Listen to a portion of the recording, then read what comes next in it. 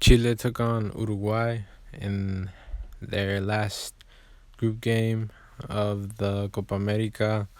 Literally, this match was to determine who would be the leader of the group and who would face the weaker opponent in the knockout stages of the Copa America. And it ended up being Uruguay. They beat Chile by the just 1-0, and it was a really good goal by Edinson Cavani, and you could see right there how he just switched it and put it on like super close to the post. A lot of skill was required to do that, and for me, like I said, they're the team to watch out for. They're the team that I think is gonna take the whole thing. Chile's time is up. Chile has a lot of veterans, and their style of play is very effective. But since most of their elements, most of their key components of their team, most of the veterans, most of the things like that are getting older, they just can't. They can't keep performing day in and day out, and keep performing at the high level that's demanded right now. And Uruguay's time is basically right now. They have a lot of young talent, as well as veterans in the squad, and the young talent is really showing out in this tournament for my tasting. Like I said, I feel like the only weakness Uruguay has is their goalie. And other than that, they're basically stacked in every other position.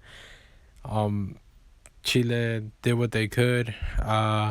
They did look really effective at times, and I thought that maybe they could actually beat Uruguay.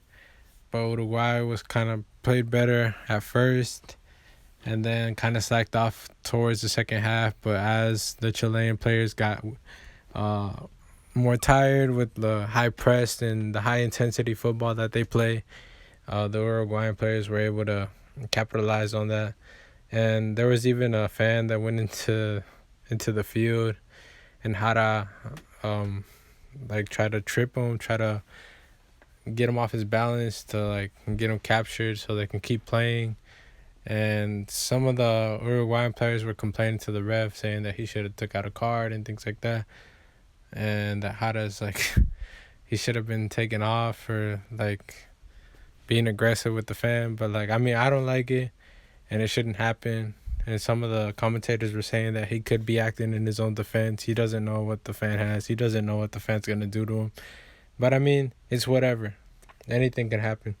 Like I said, nice goal by Cavani. Really close to the post. It was very late in the game as well. I think it was like at the 81st, 82nd minute, 83rd, around there. And it was basically just to close out the game. Luis Suarez throughout the whole match was like just complaining to the ref, but the ref wasn't buying any of his tactics. He wasn't buying any of the flops that he usually does.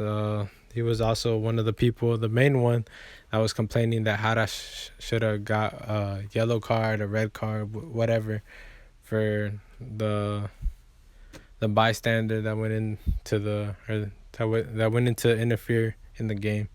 And he was also looking for just fouls of his own, and he was just trying to get the ref to buy everything he did, but it wasn't happening. Alexis Sanchez really does look good with the Chilean team. Like a lot of posts have said, or I've seen on social media, where he turns up with Chile when they call on him, but with Manchester United, he's nowhere to be found. And it's kind of true. He's really the standout player in this team. I felt like they could have used Vidal as well. He would have been very, very, very helpful in that midfield. He would have probably broken up the younger Uruguayan midfield, that most of them players are pretty young. But Bentancur is a really good midfielder, in my opinion, and Juve's got a really talented team coming through. Bentancur is really a high prospect, in my opinion. But like I said, Cavani got his revenge. Most people probably don't remember this, but in 2015, they faced each other. I think it was a semifinal. It was Uruguay against Chile, before Chile actually went on to win the whole thing. But Jara also did some crazy stuff right there. He actually was like provoking the Uruguayan players, and he actually provoked Cavani by sticking his finger in his butt when he was turned around. And you may think I'm just saying crazy stuff, but you could look it up.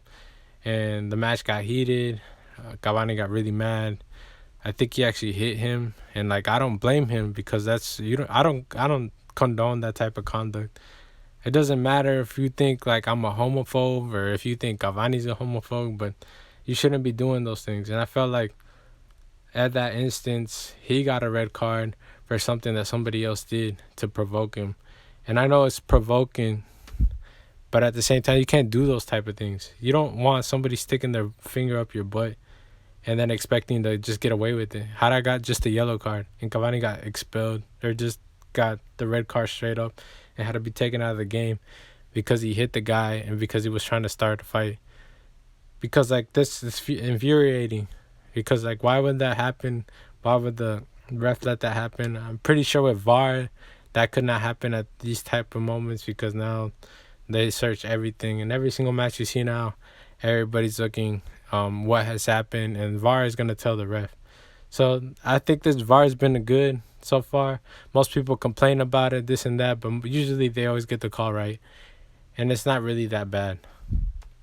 Like people make it out to be that it takes like 5 or 3 or whatever minutes. I mean, I'd rather take those and have a freaking wailing amount of fans whining about how their team didn't get this advantage or that advantage. Basically, I don't see anything. They be saying they don't like VAR, but after like the next day, everybody forgets. With VAR, it's basically helping the game. It's basically helping the conduct of the players as well because now they can just video assistant referee and you can get your yellow card, your red card, or whatever. But like I said, Uruguay also had a chance in the beginning of the game where Luis Suarez got through on goal.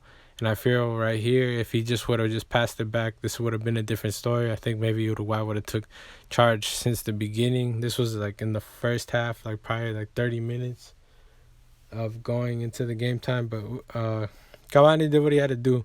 And Cavani got what he wanted. He got his revenge on Chile. Now they're going to go through for sure. Now they're going to go against Peru.